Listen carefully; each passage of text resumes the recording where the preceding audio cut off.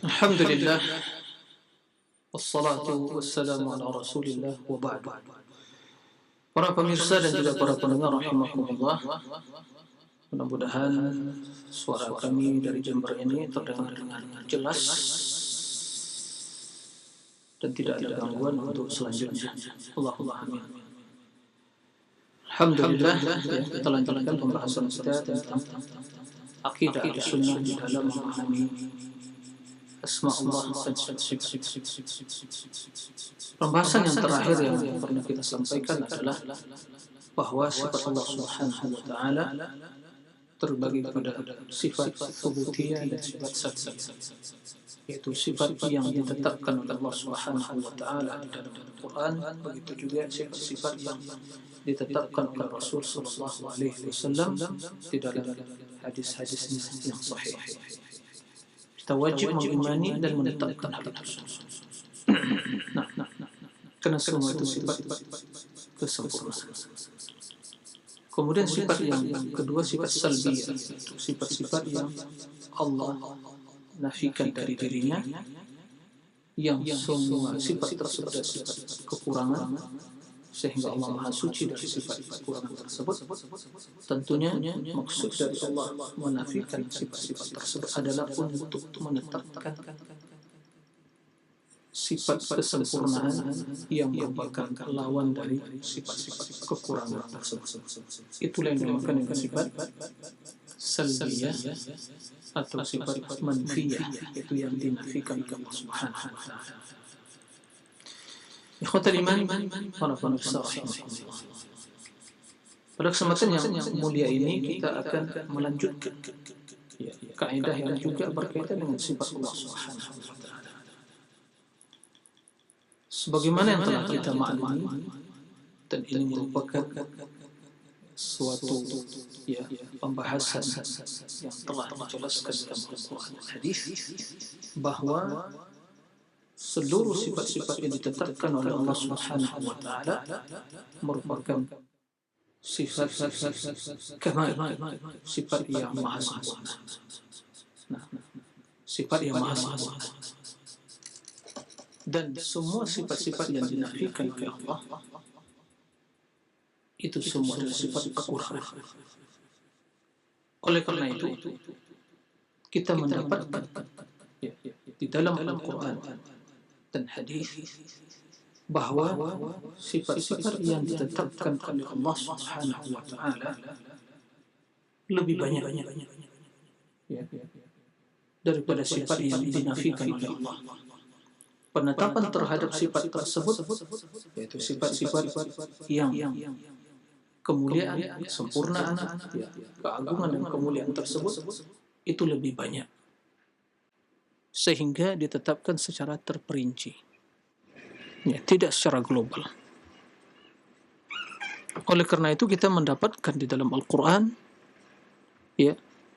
sifat-sifat yang menunjukkan akan keagungan, kemuliaan, kesempurnaan Allah Subhanahu wa taala, yang baik sifat tersebut sifat yang terkandung di dalam nama-nama Allah, yaitu Asmaul Husna, atau sifat-sifat yang terkandung dalam perbuatan Allah, atau sifat-sifat yang berkaitan dengan zat Allah Tabaraka wa ta'ala. Ikhwatal iman, para rahimakumullah. Kenapa demikian? Karena sifat kemuliaan tersebut bila disebutkan secara terperinci, disebutkan satu persatu, itu semakin nyata dan tampak kesempurnaan dan kemuliaan tersebut. Kita tidak mengatakan bertambah,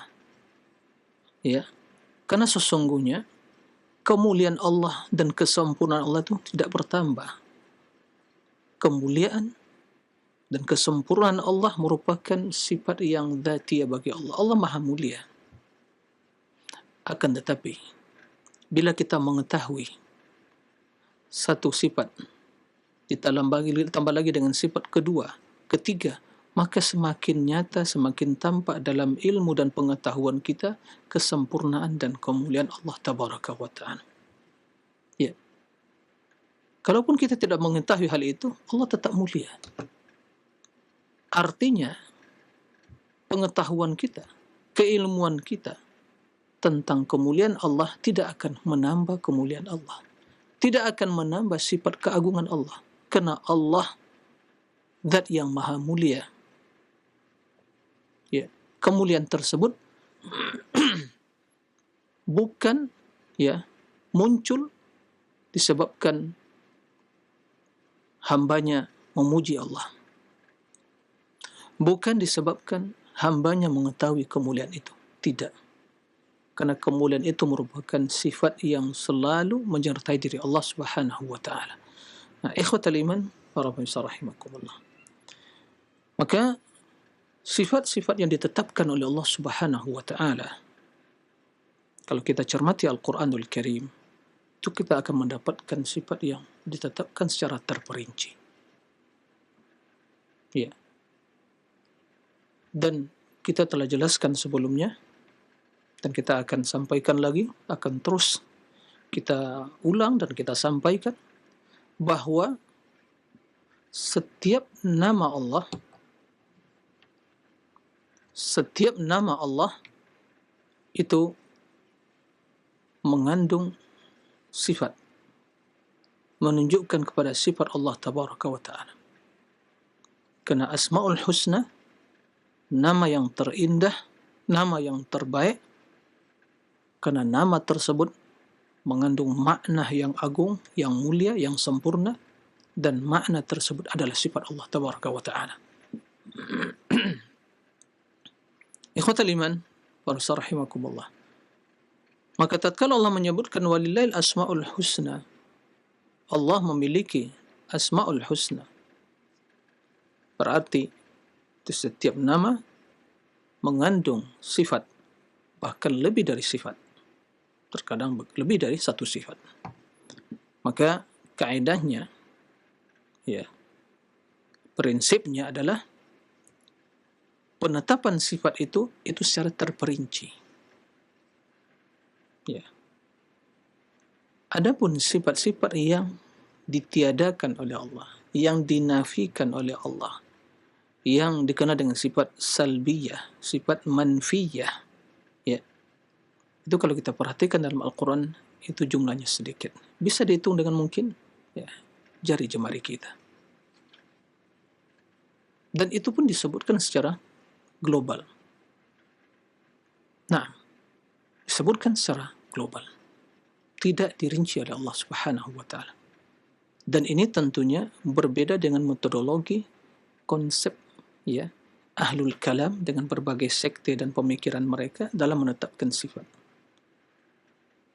Mereka menyelisihi 180 derajat. Kalau metodologi Al-Quran adalah menetapkan secara terperinci sifat-sifat kemuliaan tadi, Ahlul Kalam sebaliknya, yang dinafikan sifat-sifat salbiyah itu dirinci oleh mereka. Ya. Adapun sifat-sifat yang al-thubutiyah yang ditetapkan, itu mereka sebutkan secara global, bahkan mereka mengingkari hal itu dengan alasan, dan telah kita sampaikan sebelumnya, alasan mereka kalau ditetapkan sifat-sifat tersebut, itu berarti konsekuensinya adalah menyerupai makhluk, menjerumuskan ke dalam penyerupaan, tamthil atau tashbih kata mereka.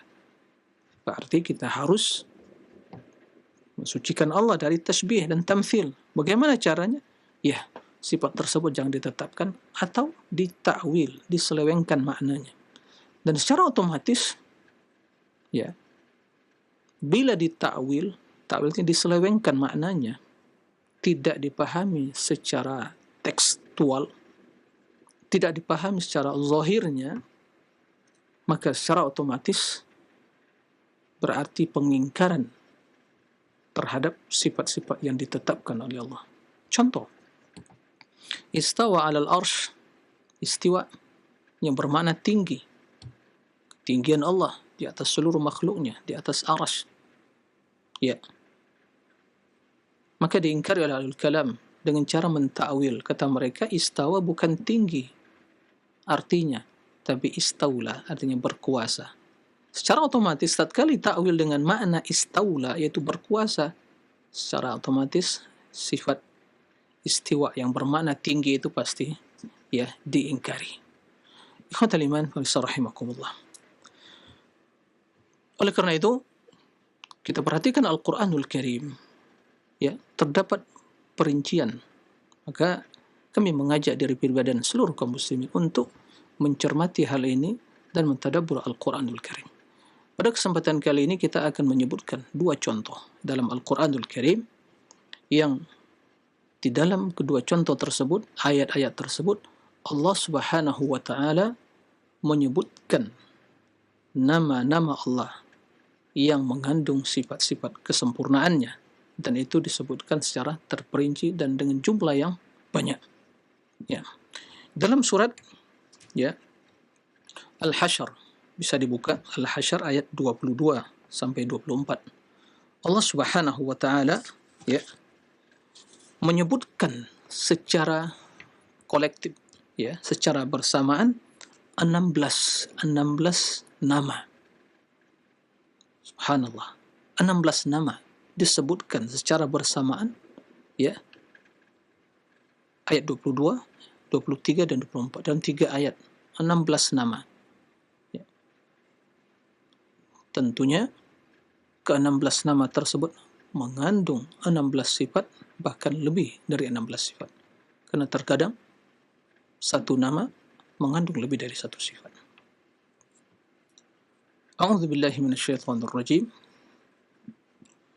Huwallahu alladzi la ilaha illa hu. Alimul ghaibi wasyahadah. Alimul ghaibi wasyahadah. Huwar rahmanur rahim. Huwallahu alladzi la ilaha illa hu. Al-Malik, Al-Quddus, As-Salam, Al-Mu'min, Al-Muhaimin, Al-Aziz, Al-Jabbar, Al-Mutakabbir. Subhanallah amma yushrikun. Wallahu al-Khaliq, Al-Bari', Al-Musawwir. Lahu al-asma'ul husna. Yusabbihu lahu ma fis samawati wa ma fil ardh. Wa huwa al-Aziz Al-Hakim. Subhanallah. 16 ya. 16 nama yang disebutkan secara bersamaan. Dan setiap nama tersebut mengandung sifat. Itulah makna yang sempurna yang merupakan kandungan dari Asmaul Husna. Allah Subhanahu wa taala sebut dalam 3 ayat ini 16 ya, 16 nama yang mengandung 16 sifat. Alimul ghaibi wasyahadah, yang mengandung sifat ilmu. Ini yang pertama, alimul ghaibi wasyahadah. Berarti Allah memiliki sifat ilmu. Huwar Rahman Ar-Rahim. Ar-Rahman Ar-Rahim. Ar-Rahman Ar-Rahim. Dua nama Allah Subhanahu wa taala yang menunjukkan kepada sifat rahmat. Baik rahmat secara umum, rahmatullah al-wasi'ah yang meliputi seluruh makhluknya, atau rahmat Allah yang secara spesial, yang istimewa, yang khusus bagi orang-orang beriman. Baik. Kemudian Allah lanjutkan, huwallahu alladzi la ilaha illahu. Al-Malik. Ini yang keempat, Al-Malik. Ya. Al-Malik. Al-Quddus. Ada 5 ini. As-Salam. Al-Mu'min. Al-Muhaimin. Al-Aziz. Al-Jabbar. Ya. Al-Mutakabbir. Nah. 11. Disebutkan oleh Allah. Al-Malik menunjukkan kepada Al-Mulk, kekuasaan. Al-Quddus, Al-Qadasah, yaitu Allah yang Maha Suci.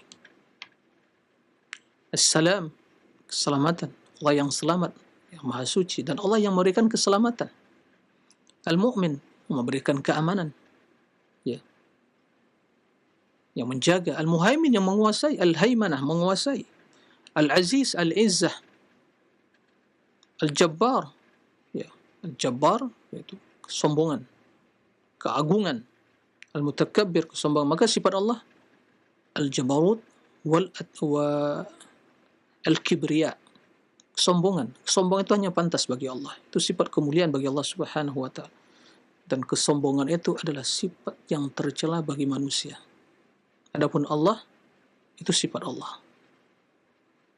Maka barang siapa yang berusaha merampas sifat ini dari Allah, Allah akan binasakan dia. Maka orang yang sombong itu akan dibinasakan oleh Allah Subhanahu wa taala. Baik. Kemudian Allah lanjutkan, Wallahul Khaliq, Khaliq yang menciptakan. Berarti sifat Allah Al-Khalqu, penciptaan. Al-Bari, Al-Bari juga ya semakna dengan Al-Khaliq. Nah. Kemudian Al-Musawwir, taswir, membuat rupa. Ya. Ini sifat Allah Subhanahu wa taala. Nama Allah Al-Musawwir. Kemudian Allah sebutkan Lahul Asmaul Husna, artinya nama-nama Allah Al-Husna itu banyak. Ya. Tapi yang disebutkan sebagian saja. Kemudian di akhir ayat Al-Aziz Al-Hakim. Al-Aziz Al-Hakim.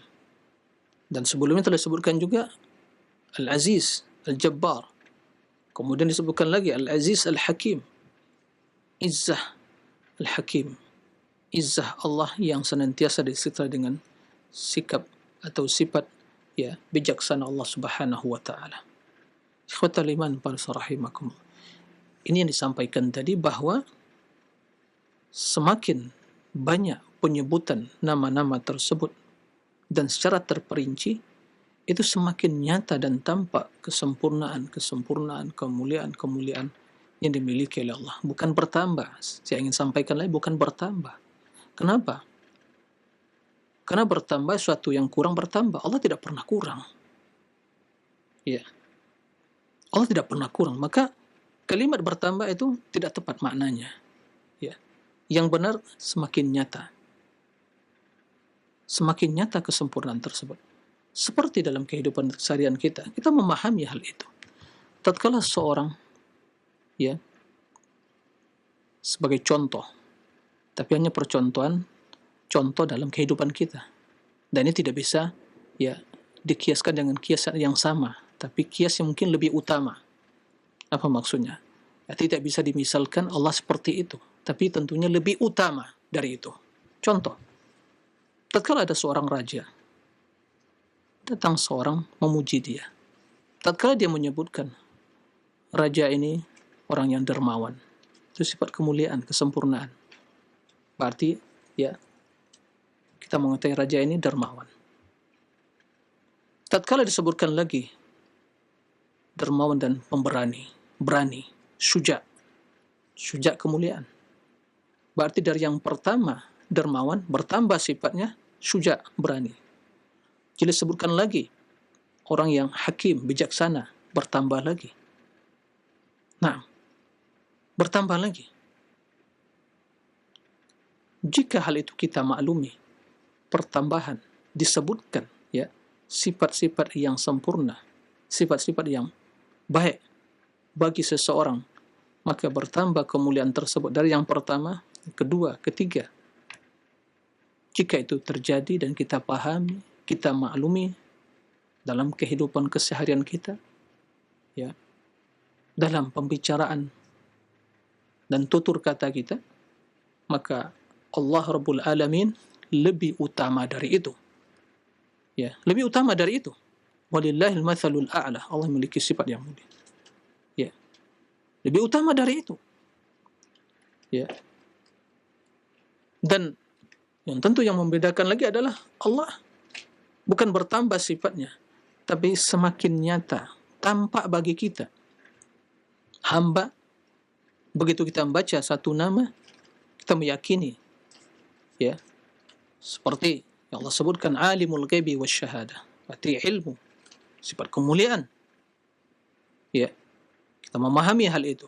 Begitu Allah sebutkan Ar-Rahman Ar-Rahim, sifat rahmat, berarti Allah yang maha berilmu, memiliki ilmu, yang memiliki rahmat yang luas. Semakin nyata bagi kita semua kesempurnaan kemuliaan itu. Ditambah lagi Al-Malik, berarti Allah itu raja berkuasa, menguasai langit dan bumi, menguasai alam semesta, menguasai dunia dan akhirat. Al-Quddus, ya, maha suci, berarti Allah munazzah, maha suci dari segala kekurangan. Ya, As-Salam, yang selamat, yang selamat dari kecacatan, kekurangan, dan yang memberikan keselamatan pada hambanya. Jadi terus seperti itu, semakin nyata bagi kita, semakin tampak, semakin nyata dalam keilmuan kita, ya, kesempurnaan Allah. Tapi pada hakikatnya kesempurnaan itu tidak bertambah pada diri Allah. Kenapa? Karena Allah itu maha sempurna secara mutlak. Ya, karena zatnya Allah adalah zat yang maha sempurna. Ini harus dipahami.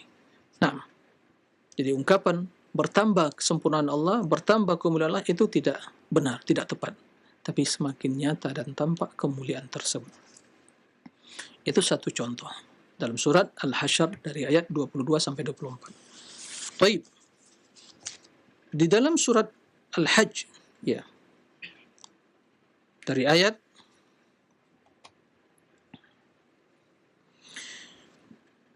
dari ayat 58 sampai 65, Allah Subhanahu wa taala menyebutkan di setiap penghujung ayat tersebut, yaitu dua sifat, dua nama dari Asmaul Husna, yang tentunya setiap nama mengandung sifat tersebut. A'udzu billahi minasyaitonir rajim. Walladzina hajaru fi sabilillah ثم قتلوا أو ماتوا ليرزقنهم الله رزقا حسنا وإن الله لهو خير الرازقين. Ya, khairur raziqin. Jadi Allah yang razak, ya. Allah war-razzaq, dan Allah zat, ya, yang maha mulia, yang maha agung, yang memberikan rezeki kepada hambanya. Bahkan semua rezeki yang kita dapatkan, baik yang langsung dari Allah atau perantara hamba Allah, itu semua Allah yang memberikan. Tapi lewat perantara seseorang, dimudahkan oleh Allah lewat seseorang. Nah, tentunya khairul raziqin di sini mencakup rezeki untuk kebutuhan fisik kita dan rezeki untuk kebutuhan psikis kita, jiwa kita. Nah, maka Allah Subhanahu wa taala akan memberikan kepada orang-orang yang hijrah di jalan Allah, kemudian mereka terbunuh atau mati, atau mereka meninggal, Allah akan memberikan rezeki yang terbaik padanya, itu surga, ya, dan diberkahi keluarga yang ditinggalkan, ya. Nah, kemudian kata Allah Subhanahu wa taala, la yudkhilannahum mudkhalan yardawna, Allah akan memasukkan mereka, ya, pada tempat yang mereka ridha, itu surga, akan masukkan ke dalam surga. Itulah tempat masuk yang diridhai. Kemudian Allah sebutkan di akhir ayatnya, wa innallaha la'alimun halim, sesungguhnya itu alim, maha berilmu, halim, maha penyantun. Maka di sini ada dua nama Allah yang menunjukkan kepada dua sifat, al-alim, kemudian al-halim. Alim menunjukkan pada ilmu, halim menunjukkan pada hilm. Hilmun, ya, ini berdekatan maknanya dengan rahmat, ya, rauf, sehingga bisa kita artikan yaitu yang maha penyantun, ya, maha penyantun, yang maha, ya, menyayangi, menyantuni.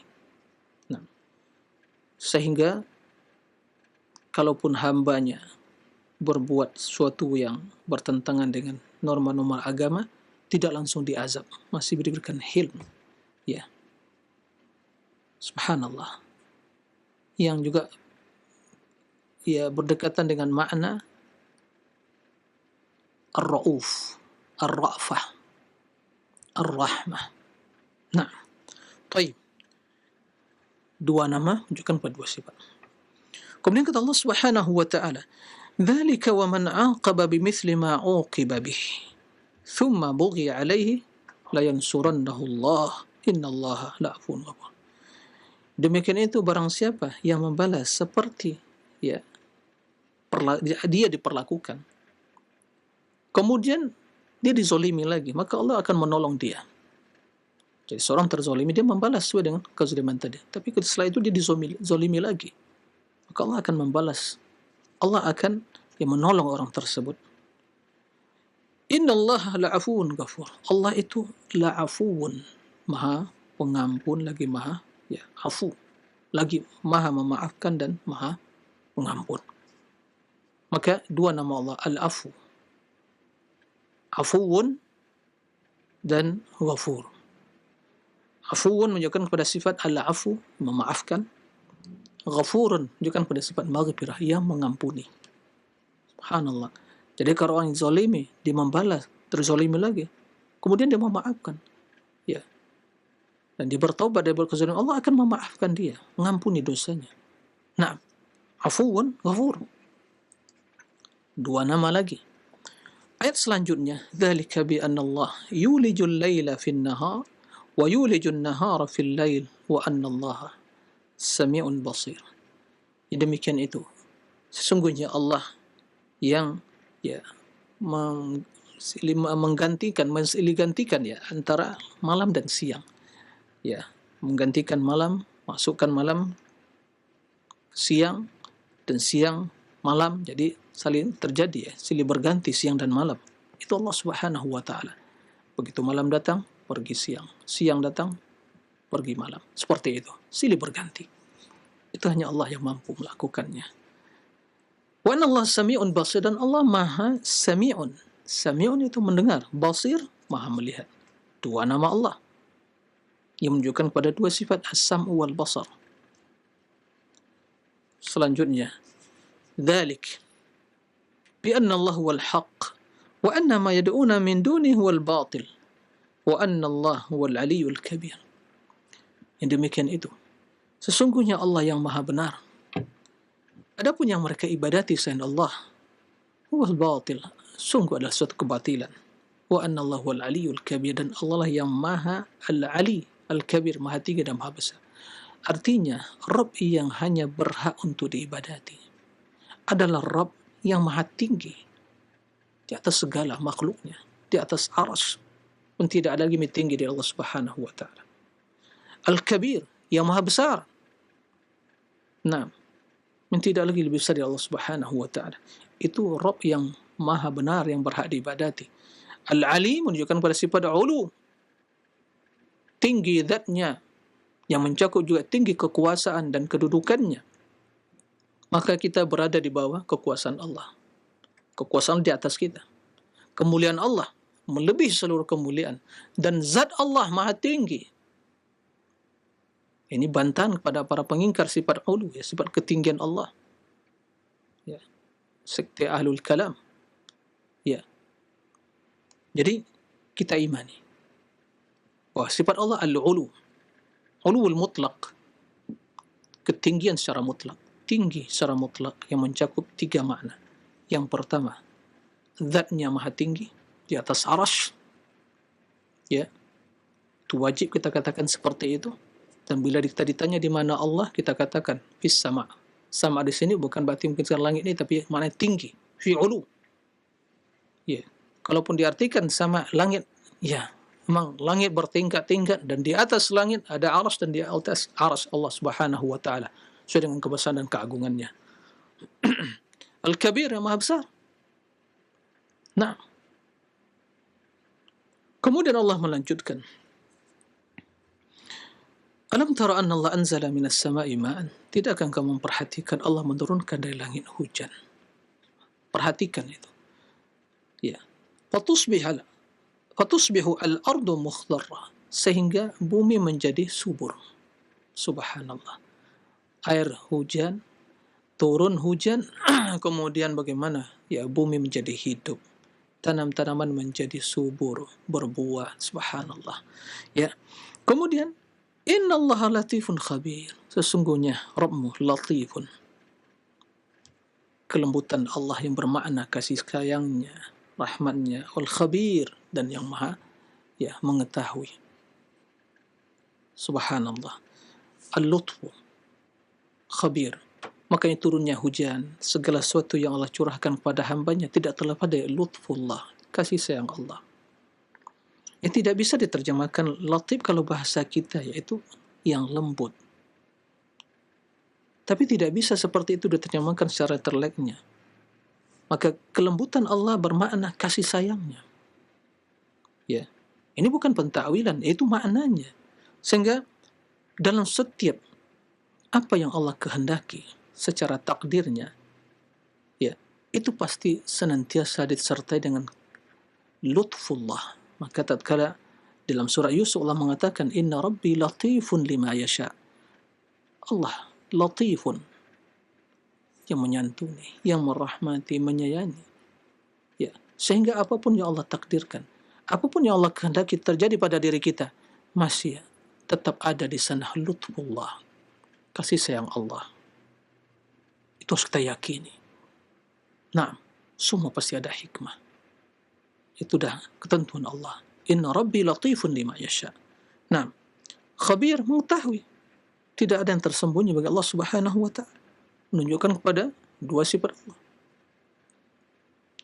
Kemudian Allah Subhanahu wa ta'ala melanjutkan, lahu ma fis samawati wa ma fil ardh. Semua yang ada di langit dan di bumi adalah milik Allah. Wa inna Allah lahuwal ghaniyul hamid. Dan sesungguhnya Allah maha kaya dan maha terpuji. Naam, enggak butuh kepada hambanya. Ya, kerajaan langit dan bumi milik Allah. Semuanya milik Allah. Enggak butuh kepada sekutu, enggak butuh pada seorang pun, enggak butuh pada pujian kita. Enggak butuh pada keimanan kita, enggak butuh pada solat, ibadah, zakat kita, enggak butuh Allah. Maka kalau enggak ada yang beriman, kafir, maksiat, ya, minuman-minuman ya, mabukkan, miras, menghalalkan, sombong, durhaka, semuanya kufur kepada Allah. Allah tetap maha kaya. Allah enggak butuh kita. Jangan dikira kita beribadah, taat, baca Al-Quran untuk ilmu, untuk ya menambah kemuliaan Allah. Tidak. Enggak butuh Allah kepada kita. Allah hanya menilai keikhlasan dan ketulusan kita menghambakan diri kepadanya. Dan itu pun Allah tidak butuh. Tidak butuh kepada kita. Kita yang butuh kepada Allah. Segala ketaatan kita, kemuliaan kita, kembali kepada kita, kebaikannya. Allah maha terpuji. Ya. Baik dipuji dan disanjung oleh hambanya atau tidak. Dicela, dicaci, dihina. Allah tetap maha terpuji. Ya. Ghaniyun hamid. Menjelaskan pada al-ghina wal hamd. Ya, na'am. Dua nama lagi, al-ghani al-hamid. Ya. Kemudian Allah lanjutkan. Alam tara anna Allah sakhkhara lakum ma fil ard wal fulka tajri fil bahr bi amrihi wa yumsiku as-samaa'a an taqa'a 'ala al-ard illa bi idhnihi. Inna Allah bin nasi lara'ufur rahim. Subhanallah. Kata Allah Subhanahu wa ta'ala, tidakkah engkau memperhatikan? Perhatikan jemaah sekalian. Allah mengajak kita untuk memperhatikan, mencermati, menghayati. Terutama tak membaca Al-Quran, perhatikan. Kemudian perhatikan alam semesta ini. Ya. Ayat-ayat Allah yang tampak dalam kehidupan kita. Dan ayat yang kita baca dalam keseharian kita. Ya, perhatikan itu. Di situ akan tampak keagungan kemuliaan Allah. Sehingga tidak pantas bagi kita, hamba yang hina, yang fakir, yang selalu butuh kepada Allah, untuk menentang Allah, untuk mengingkari sifat-sifat Allah. Siapa kita? Siapa Anda? Siapa saya? Dan siapa? Tidak ada apa-apanya. Perhatikan. Kata Allah, alam tara anna Allah sakhara lakum ma fil ard. Tidakkah engkau memperhatikan bagaimana Allah Subhanahu wa taala sakhkhara lakum ma fil ard, yang Allah berikan, Allah mudahkan semua yang ada di permukaan bumi ini. Untuk siapa? Untuk kita. Kemudian juga tidak engkau memperhatikan bagaimana ya kapal-kapal di lautan bisa berlayar. Wal fulka tajri fil bahr. Perhatikan bagaimana gelombang yang tidak besar dan juga angin ya, yang bermanfaat ya. Kemudian semua itu biamrih, dengan perintah Allah. Kemudian juga perhatikan wa yumsikus sama, dan Allah yang menahan langit, nih langit di atas kita yang 7 lapis langit. Allah yang menahan itu semua. Wa yumsik, agar antaqa'a alal, tidak jatuh menimpa bumi ini. Semua itu dengan izin Allah. Dan Allah, innallah bin nasi la raufur rahim. Sesungguhnya Allah sungguh sayang dan pengasih kepada manusia. Subhanallah. Jika Allah tidak jadikan bumi terhampar luas dan dimudahkan oleh Allah, nggak bisa kita memanfaatkan apa yang ada di permukaan bumi, tapi dimudahkan oleh Allah. Kalau Allah yang tidak memudahkan perjalanan berlayarnya kapal di lautan, jika seandainya setiap saat gelombang sebagaikan gunung, ya, dan angin topan yang selalu bertiup dengan kencangnya, itu yang terjadi. Nggak bisa seorang pun yang berlayar di lautan. Nggak bisa kapal-kapal itu datang dan pergi membawa kebutuhan manusia. Tidak terjadi yang namanya ya pergerakan atau pertukaran ekonomi. Begitu banyak yang dibawa, pergi, datang, ya, kapal-kapal yang berlayar. Subhanallah, Allah yang memudahkan itu semua. Ya. Kemudian langit, maka Allah rauf bin nas. Kalau Allah murka kepada mereka, mereka buat maksiat, udah dilepaskan langit itu, hancur semuanya. Ya. Nggak dimudahkan urusan di dunia ini, di bumi ini, nggak bisa kita manfaatkan. Bergoncang tuh. Ya. Tapi dimudahkan oleh Allah. Dijadikan terhampar luas. Ya. Stabil dengan pasak-pasak bumi. Subhanallah. Ya. Saya mengajak diri dan kita semua, tolong, mulai dari sekarang tatkala kita membaca Al-Quran, begitu kita melewati ayat demi ayat dan diakhiri dengan nama-nama Allah, berhentilah sejenak. Tafakkur di sana, tadabbur di sana. Ada rahasia yang perlu kita gali, kita ketahui, yang akan mendatangkan kecintaan, pengagungan, penghambaan, ketulusan, ketundukan, pasrahan diri kita kepada siapa? Rabb Sang Pencipta. Sini kebesaran dan keagungan ayat-ayat Allah, keagungan bukti kekuasaan Allah. Alam tara dzalika, tidak akan memperhatikan yang demikian itu karena begini dan seterusnya. Semuanya menunjukkan kebesaran Allah Subhanahu wa taala yang memiliki sifat-sifat yang sempurna dan nama-nama yang terindah.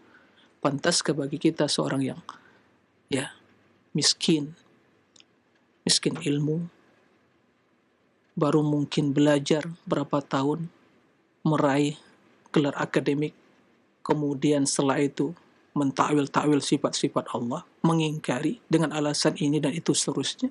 Kalau begini, begitu dan seterusnya, ya subhanallah, siapa Anda? Kok beraninya ya menghakimi Allah, mentakwil sifat-sifatnya, mengingkari. Na'udzubillah min dzalik. Ikhwatal iman para rahimakumullah. Kesimpulannya kita dapatkan dalam ayat surah Al-Hajj dari ayat 58 sampai 65, yaitu 14 nama yang Allah sebutkan ya di setiap penghujung ayat ya 2 nama dari Asmaul Husna, dan itu baru 2 contoh ya, surat Al-Hasyr dan surat Al-Had.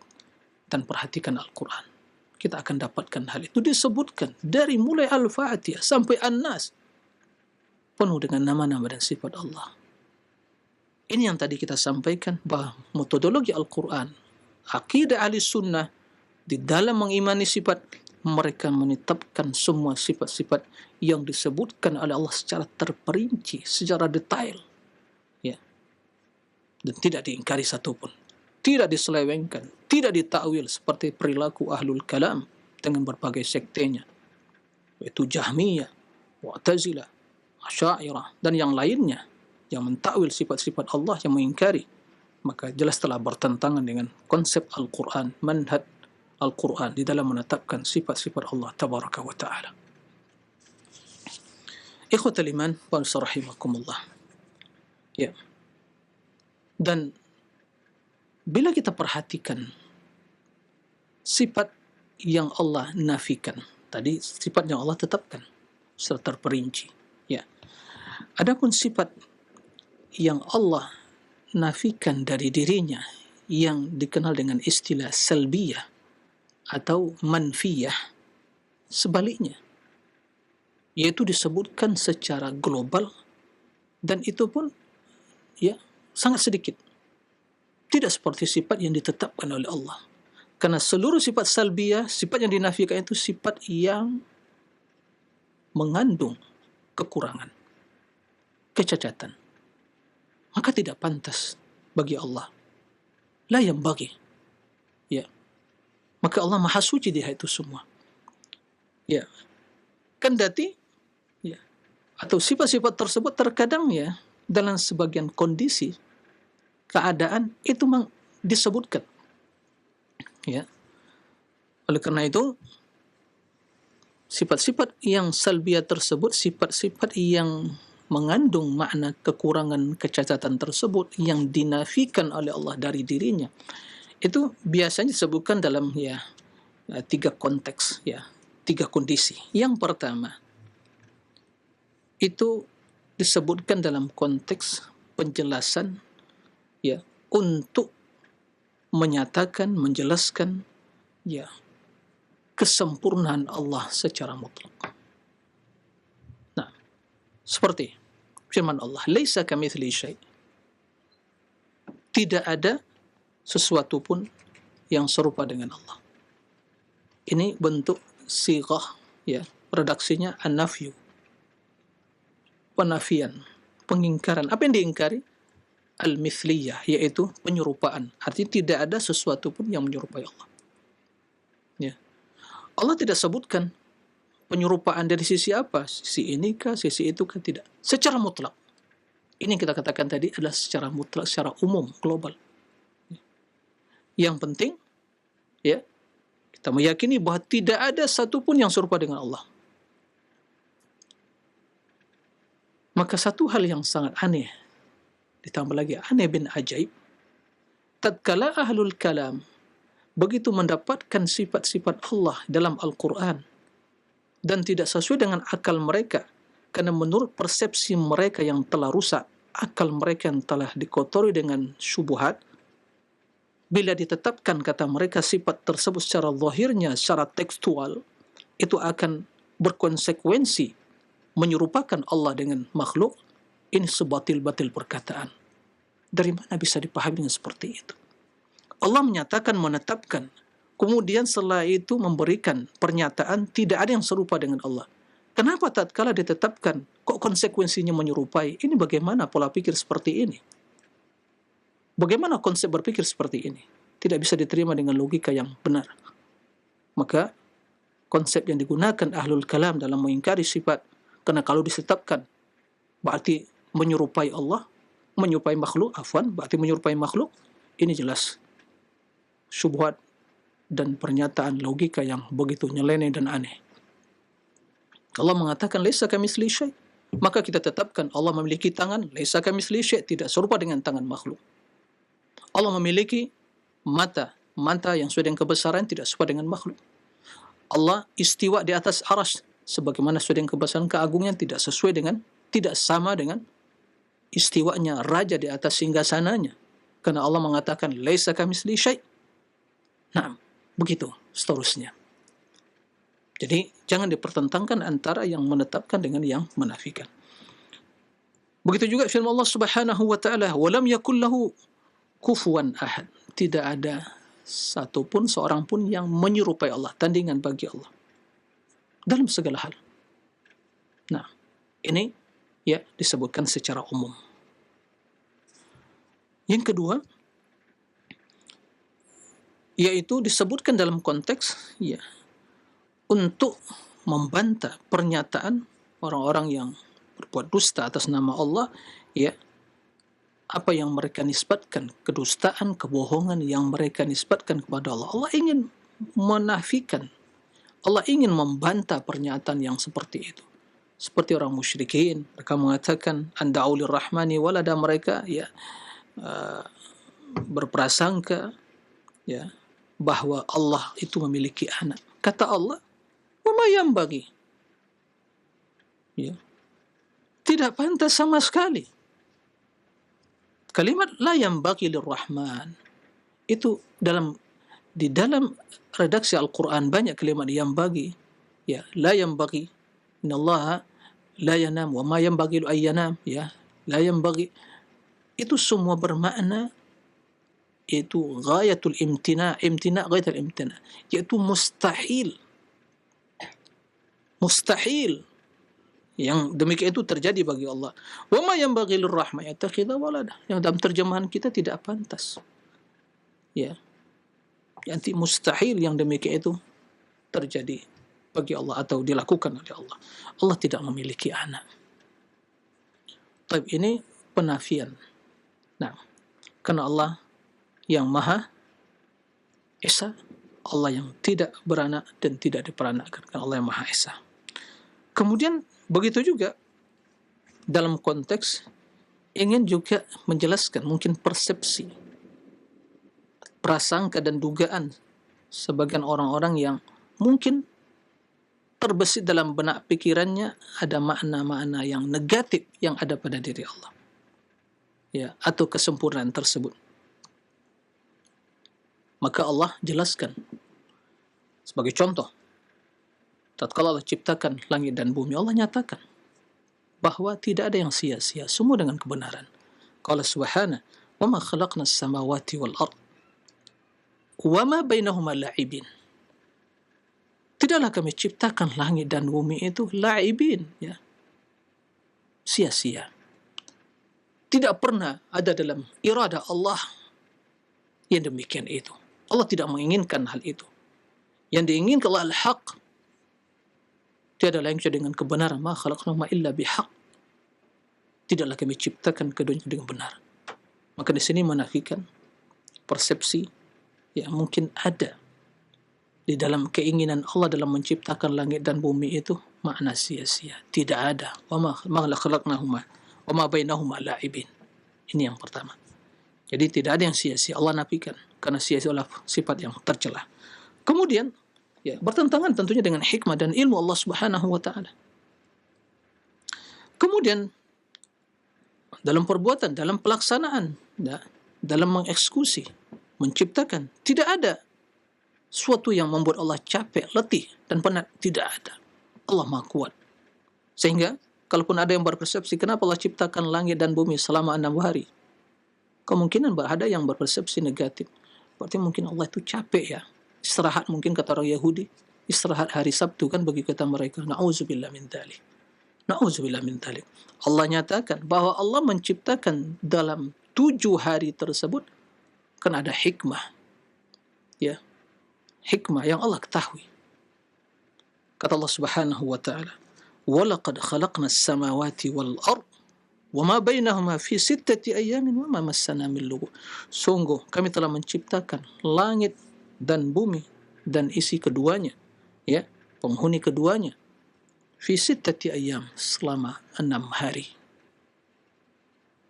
Wa ma massana min lughub, dan sama sekali tidak pernah kami merasa capek dan letih. Karena Allah Al-Qawil, Al-Matin, Allah yang maha kuat, yang maha perkasa, Al-Qadir, yang maha kuasa. Mustahil. Ya, Allah akan capek. Nah, ini sifat-sifat yang nama al-manfiyah salbiyah. Jadi, kalau kita perhatikan Al-Quran bisa dihitung dengan jari kita sifat-sifat yang seperti itu. Adapun sifat yang maha sempurna, sifat yang ats-tsabat, sifat tsubutiyah, sifat kesempurnaan, itu disebutkan secara terperinci. Kesimpulannya, itulah metodologi Al-Quran.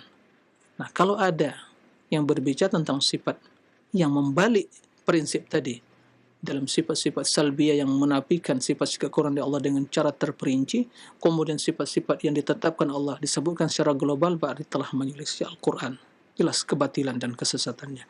Semoga Allah menyelamatkan kita dari akidah yang batil tentang menetapkan sifat kepada Allah dan menafikan sifat-sifat yang tercela dari Allah Subhanahu wa taala. Allahumma amin. Demikian, wallahu a'lam. Jazakallahu khairan, terima kasih atas bimbingan serta pelajaran yang telah disampaikan di kesempatan pagi hari ini. Semoga menjadi tambahan ilmu bagi kita semuanya, dan Allah mudahkan di dalam kita mengamalkannya serta menyampaikannya kepada keluarga, orang-orang terdekat kita. Untuk Anda yang bertanya seputar pembahasan ini via telepon, kami tunggu pertanyaan Anda. Silahkan. Halo. Tanya seputar pembahasan ini via telepon, kami tunggu. Halo.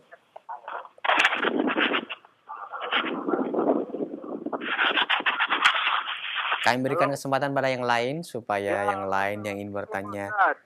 Halo, silakan, dengan siapa, di mana? Assalamualaikum Pak Ustadz. Waalaikumsalam warahmatullahi wabarakatuh. Dengan Bapak siapa, di mana ini? Dengan Bang Bobi di Kampung Baru Pak Ustadz. Mohon maaf Bapak, pertanyaannya kami harapkan berkesesuaian dengan pembahasan kali ini, Bapak. Iya Pak Ustadz, benar. Silakan. Saya benar taat. Nah, begini Pak Ustadz, saya minta rezeki kepada Allah. Yang di langit, tolongkan turunkan. Apakah ada rezeki kami Pak Ustadz di atas? Dan saya minta tolong kepada Allah, turunkan rezeki kami, ya Allah, yang masih di atas dan kepada saya. Bolehkah Pak Ustadz? Saya minta Pak Ustadz. Assalamualaikum Pak Ustadz. Waalaikumsalam warahmatullahi wabarakatuh. Silakan Ustadz. Baik, terima kasih kepada Pak Bobi ya, barakallahu fiik atas pertanyaannya. Jadi, bila seorang meminta rezeki kepada Allah, ya Allah, turunkanlah rezeki kami yang ada di langit. Apakah boleh seperti itu? Tidak ada masalah. Ya. Baik kita sebutkan, ya Allah, turunkanlah rezeki kami atau di langit atau yang ada di bumi, keluarkan ya Allah. Nah, tidak ada masalah. Kendati kalau kita mencukupkan, ya Allah, berikanlah kepada kami rezeki yang halal tayyiban, baik itu di langit atau di bumi, ya itu sudah cukup. Karena Allah mengatakan, wa fis sama'i rizqukum wa ma tu'adun. Nah, wa fis sama'i rizqukum wa ma tu'adun. Wa fis sama'i rizqukum, di langit rezeki kalian. Dan apa yang dijanjikan bagi Allah? Apa yang dijanjikan oleh Allah Subhanahu wa taala? Dan Allah Ar-Razzaq, yang maha memberi rezeki. Maka sesungguhnya, karena Allah yang maha tinggi, Allah yang ada di atas arsy maha tinggi, maka semua kebaikan, karunia, rahmat, rezeki, baik secara duniawi atau juga secara agama, datang dari Allah Subhanahu wa taala yang maha tinggi. Ya, hujan turun, kemudian dengan hujan bagaimana keberkahan tumbuh di permukaan bumi. Nah, jadi sesungguhnya Allah mengatakan wa fis sama'i rizqukum wa tu'adun. Nah, maka untuk mendapatkan apa yang disalih, berdoa dan berusaha. Bukan sekadar berdoa saja. Kalau secara berdoa tidak ada masya Allah. Ya, turunkanlah rezeki kami. Limpahkan pada rezeki yang halal, tayyib, ya. Mudahkan urusan kami. Tapi ingat, untuk mendapatkan apa yang Allah janjikan di langit tersebut, kita berusaha dan berdoa. Nah, dan jangan sampai kita melanggar norma-norma agama. Nah, jangan sampai kita mendapatkan rezeki tersebut dengan melakukan hal yang haram. Nah, menghalalkan segala cara. Nah, memohon kepada Allah. Maka sangat miris sekali tatkala seorang ingin memperbaiki ekonominya dengan menghalalkan miras misalnya. Sangat miris sekali. ya, atau menghalalkan yang lain. Nah, dan berdoa. Kemudian perbaiki hubungan kepada Allah. Kita mau minta rezeki kepada Allah. Rezeki bukan milik kita. Lalu hubungan komunikasi nggak dijalin dengan Allah. Ini secara kehidupan kita. Kita ingin sesuatu dari seseorang. Ya, hubungan yang baik, komunikasi yang baik. Ya. Lalu tidak pernah ada komunikasi. Bahkan tak pernah terjadi hubungan yang baik, kemudian tiba-tiba datang menodong begitu. Ya nggak mau dong. Kendati itu hal yang bisa kita pahami dalam teori kita, kehidupan keseharian kita. Tapi sesungguhnya Allah, karena Allah Maha Rahmat, rahmatnya, ya, kendati hamba pun tidak menjalin hubungan yang baik, tetap dikasih makan, minum. Kenapa? Itulah Allah Subhanahu yang Rahman, Rahim. Nah, tapi keberkahan itu ya didapatkan oleh orang-orang yang betul-betul beriman. Maka kata Allah, "Wa may yattaqillah yaj'al lahu makhraja wa yarzuqhu min haitsu la yahtasib." Nah, orang bertakwa kepada Allah, itu Allah akan mudahkan urusannya dan diberikan rezeki dari hal yang tidak dia duga. Jadi kesimpulannya tidak ada masalah. Tapi kalaupun kita mencukui, ya Allah berikanlah rezeki yang halal, thayyib kepada kami. Sehingga Rasul berdoa dalam setiap pagi mengatakan, Allahumma inni as'aluka ilman nafi'an wa rizqan thayyiban wa amalan mutaqabbala. Tentu itu telah cukup. Demikian. Wallahu a'lam. Barakallahu fikum, jazakallahu khairan. Terima kasih kepada Ustadz yang telah menjawab pertanyaan dari Bapak tadi yang bertanya, sekaligus untuk kita semuanya yang menyimak pada kesempatan pagi hari ini. Berikutnya kami berikan kesempatan kembali bagi Anda yang ingin bertanya seputar pembahasan yang telah disampaikan Ustadz. Silahkan. Halo. Halo, Assalamualaikum. Waalaikumsalam warahmatullahi. Dengan siapa? Di mana ini? Dari Filiana di Situbondo. Silakan. Ini Ustadz, Ana mau tanya tentang syair-syair seperti ini, Ustadz ya. Allahul kafi, Rabbunal kafi, wajadnal kafi, wajadnal kafi, bikulin kafi, kafanal kafi, wa ni'mal kafi, alhamdulillah. Ini yang dimaksud ini bagaimana Ustadz? Dan artinya apa saja itu Ustadz? Penjelasan. Syukran, jazakallahu khairan. Assalamualaikum warahmatullahi wabarakatuh. Waalaikumsalam warahmatullahi wabarakatuh. Silakan Ustaz. Baik, terima kasih kepada Ibu Silviana di Situbondo. Barakallahu fi atas pertanyaannya. Saya terus terang juga tidak hafal Bu ya, sama dengan Ibu tidak hafal juga. Ya, nggak tahu juga dari mana asal usul kalimat tersebut, ucapan tersebut. Tapi yang anehnya, ini didoktrinkan kepada anak-anak kita sebagian. Ini siapa yang membaca ini udah terlepas, tercukupkan, ya teratasi semua problemanya. Bahkan sebagian yang mengatakan seolah ini zikir yang utama. Ya. Allah kafi, Rabbunal kafi, dan kafi-kafi yang lainnya gitu ya. Intinya apa? Al-kafi itu kan yang mencukupi. Ya. Al-kafi. Tapi nama Allah bukan Al-kafi. Perbuatan Allah Al-kifayah. Alaysallahu bikafin abda. Nah. Alaysallahu bikafin abda. Nah, Allah yang mencukupi. Rabbunal kafi. Artinya Allah yang mencukupi hambanya. Ya. Allah yang menjadi penolong. Ya. Nah, alaysallahu bikafin abdah. Bukankah Allah telah cukup sebagai penolong, pembela, berikan hidayah bagi hambanya? Nah. Jadi kalau secara makna, ya memang Allah yang mencukupi urusan hambanya. Allah yang menjaga hambanya. Allah yang melindungi mereka. Sehingga kata Nabi SAW, tatkala keluar rumah, apa yang dibaca? Ya, kita berlindung kepada Allah. Bismillah tawakkaltu ala Allah wa la hawla wa la quwata illa billah. Begitu kita mengucapkan hal itu, syaitan tidak akan mampu mendekat dan menggoda. Karena kita telah dijaga, dicukupkan Nah, wa qad wuqiya wa kufiya. Begitu. Bagaimana kamu akan bisa mendekati dia lagi, menghampiri, telah dicukupkan dan dijaga oleh Allah Subhanahu wa taala. Begitu juga tatkala kita membaca dua surat sebelum tidur di akhir surah Al-Baqarah, kafata, cukup sebagai penjaga. Allah yang menjaga, itu sebabnya. Begitu juga Nabi sallallahu alaihi wasallam sebelum tidur mengucapkan alhamdulilladzi at'amana wa saqana wa kafana wa awana. Segala puji bagi Allah telah memberi kami makan, memberi kami minum dan mencukupkan urusan kami, hidup kami. Dan juga memberikan tempat tinggal kepada kami. Jadi tidak dilakukan Allah yang kafi, cukup bagi kita. Ya kalau Allah yang kafi, ya ibadati Allah semata. Jangan diucapkan Allah kafi, tapi juga begitu mendapatkan berbagai cobaan ujian, pergi juga ke kuburan, memanggil juga mungkin arwah para wali atau para nabi dan seterusnya. Itu bagi Allah bukan kafi bagi seorang hamba. Naam, nikmat Allah cukup bagi kita. Apa yang Allah takdir cukup bagi kita. Tapi memang jiwa kita tidak pernah merasa cukup.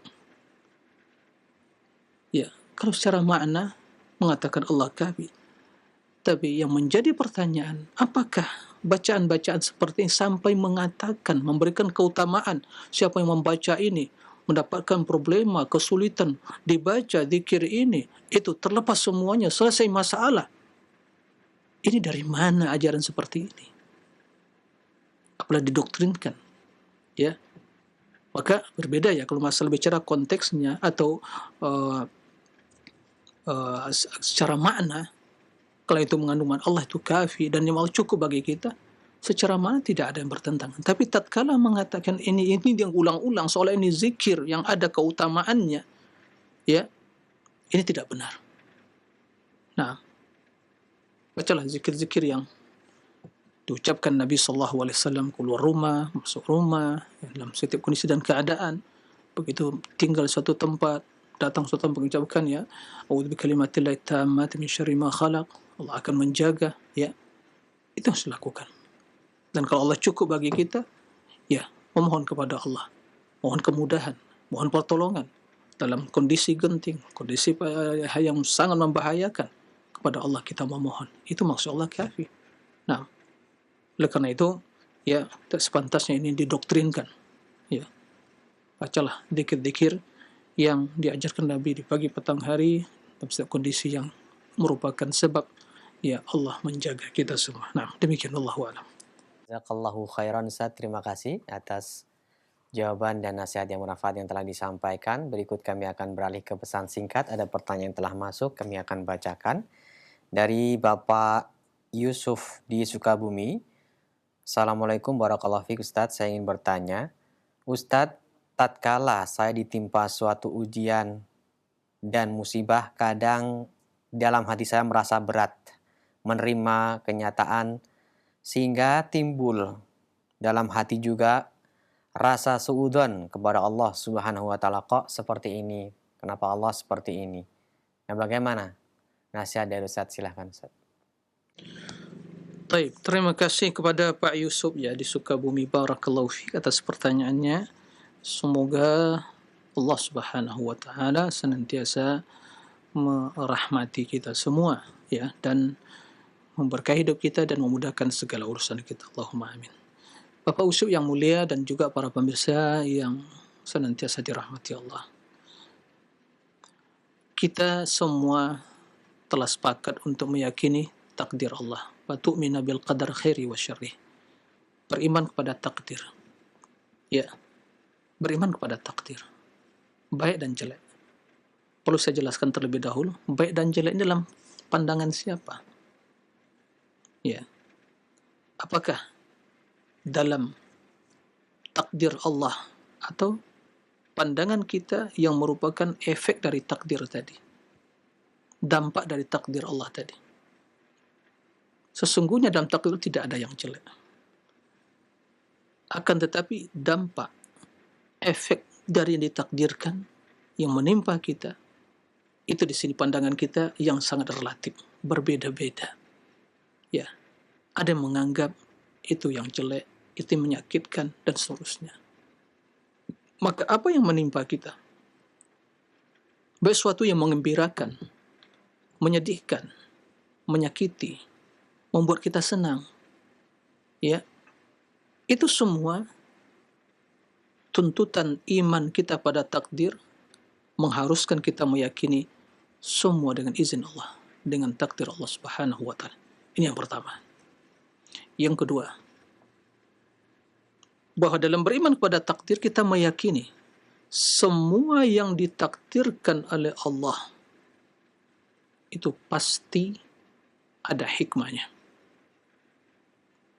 Pasti ada hikmahnya. Ini wajib kita yakini.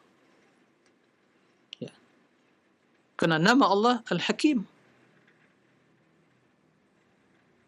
Nama Allah Al-Hakim. Maka konsekuensi nama Allah Al-Hakim, Allah memiliki Al-Hikmah, bijaksana. Walillahil hikmatul balighah. Hikmah yang luar biasa.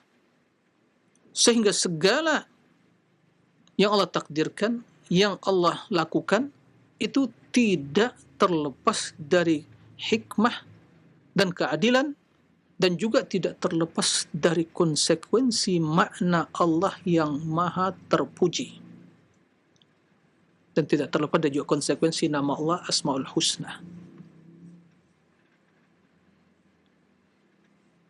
Itu yang kedua. Maka semua pasti ada hikmah.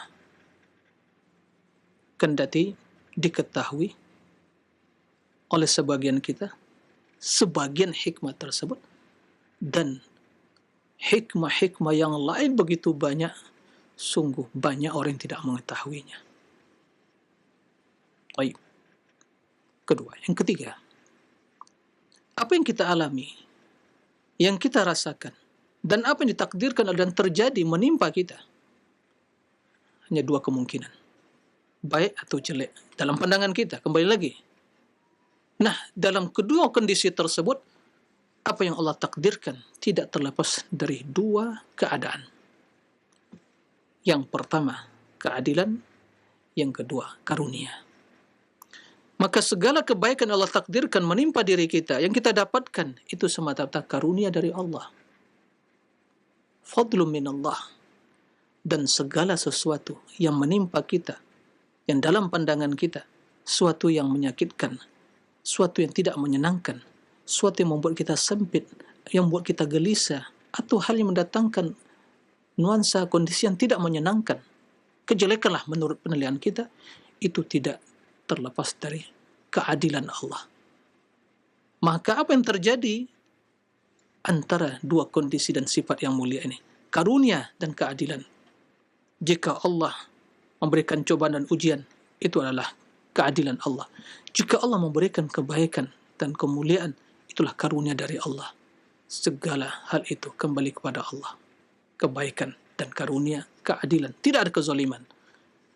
Jika kita telah memahami ketiga poin tadi, dengan mudah kita memahami dan menjawab pernyataan apa yang diutarakan Pak Yusuf barakallahu fihi. Berarti sikap kita yang berprasangka jelek tadi, su'udzon, ya, tidak tepat. Keliru kita. Keliru. Nah, ya ini termasuk hal yang bertentangan dengan iman kepada takdir. Nah, Rasul mengatakan, jangan sampai salah seorang kalian meninggal dunia dalam keadaan berbaik sangka kepada Allah. Nah, dan prasangka jelek, orang-orang yang terjerumus, orang-orang yang menentang Allah, itulah yang menyebabkan mereka terjerumus ke dalam perbuatan syirik yang tidak mengagungkan Allah. Naam. Dzalikum dhannukum alladzi bi rabbikum fa ardaakum fa asbahtum minal khasirin. Itulah sebabnya. Ya, prasangka jelek kalian yang menjerumuskan kalian ke dalam neraka atau kesengsaraan tadi, sehingga menjadi orang yang merugi. Oleh karena itu, su'udzon kepada Allah adalah termasuk dosa. Ya, termasuk dosa. Tidak boleh kita berprasangka jelek kepada Allah, dan hendak kita selalu husnudzon billah. Dan kita harus lebih banyak berprasangka jelek pada diri kita.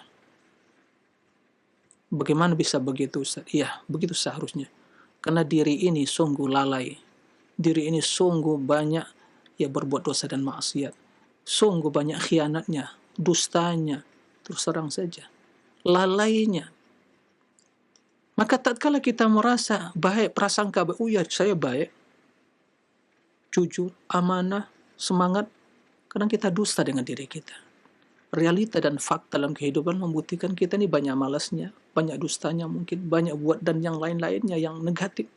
Subhanallah.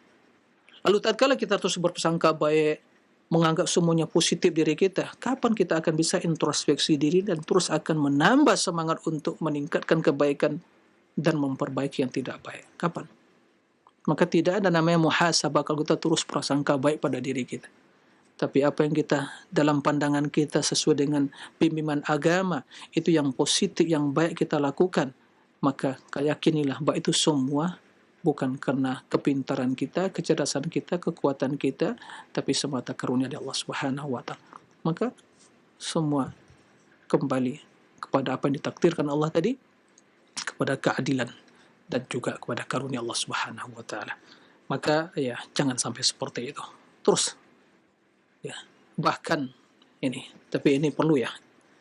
Mungkin sebagian menganggap aneh, kok bisa begitu? Tapi tidak ada yang aneh bila kita memahami hakikat permasalahan.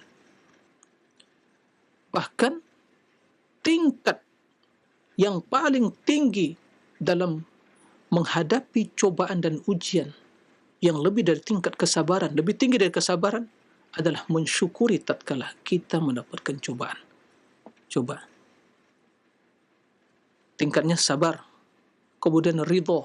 Yang lebih tinggi dari itu adalah mensyukuri. Tanyakan diri kita masing-masing. Tatkala kita mendapatkan cobaan dan ujian, sabarkah atau berkeluh kesah atau berprasangka jelek pada Allah? Jadi kita belum lulus melewati level yang pertama. Yang kedua lagi, ridhokah kita? Yang lebih tinggi lagi kesabaran tadi. Jadi ternyata tingkat kesabaran itu dalam menghadapi cobaan ujian itu level orang-orang yang mungkin ya level yang ke bawah, yang paling mendasar. Di atasnya lagi ridho. Di atasnya lagi adalah kesyukuran. Jadi begitu mendapatkan musibah dia bersyukur. Subhanallah. Mungkin selama kita memahami betul dapat nikmat syukur, ternyata tidak. Tingkat paling tertinggi dalam menghadapi cobaan dan ujian ternyata syukur. Maka memang sedikit orang bisa merenungi dan menghayati hal itu. Tapi bila dia betul memahami hakikat permasalahan dan siapa dia dan keagungan Allah, dia akan betul. Karena setiap dari apa yang dihadapi dalam hidup ini merupakan kesempatan dan peluang emas bagi dia untuk koreksi diri, dan juga di waktu yang sama karena kemurahan Allah, karunia Allah menjadi sebab bagi dia untuk pensucian diri, mengangkat derajatnya. Karena tidak satu pun yang menimpa seorang hamba sampai tusukan duri itu akan menjadi sebab menghapuskan dosa dan kesalahannya. Apakah ada yang jelek? Tidak ada. Alhamdulillah wa syukrulillah, ya, dalam setiap kondisi dan keadaan. Semoga kita ya menjadi hamba yang bisa bersyukur dalam menghadapi berbagai cobaan dan ujian. Allahumma amin. Demikian yang bisa disampaikan dan dijawab pada kesempatan kali ini. Waktu yang membatasi kita, mudah-mudahan apa yang disampaikan tadi menjadi pelajaran bagi kita dan bekal dalam mengarungi hidup ini. Dan semoga Allah senantiasa mudahkan urusan kita dan senantiasa menjaga kita dalam setiap kondisi dan keadaan. Tentu yang lebih utama dari itu semua adalah bagaimana kita selalu istiqomah di atas tauhid dan sunnah Rasulullah sallallahu alaihi wasallam. Allahumma amin. Demikian wa sallallahu wa sallam nabiyina Muhammadin wa alihi wa sahbihi wa sallim walhamdulillahi rabbil alamin. Subhanakallahumma bihamdik asyhadu an la ilaha illa anta astaghfiruka wa atubu ilaih. Wassalamu alaikum warahmatullahi wabarakatuh.